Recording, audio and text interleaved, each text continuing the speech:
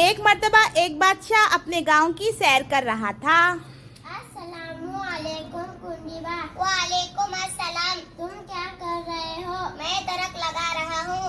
یہ کون سا درخت ہے؟ یہ آم کا درخت ہے۔ اسے پھل کب لگیں گے؟ بہت سالوں کے بعد لگیں گے۔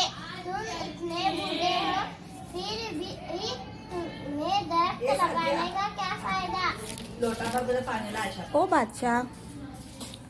او بادشاہ صاحب، او بادشاہ صاحب، میرے لیے نہیں لگا رہا ہوں یہ درخت، دوسروں کے لیے لگا رہا ہوں، دوسروں لوگوں کے لیے لگا رہا ہوں۔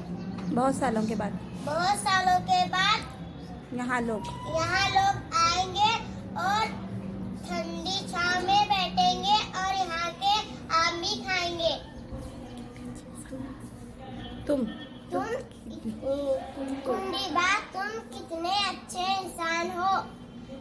پھر میں آج سے دوسروں کے کام آؤں گا۔ شاباش۔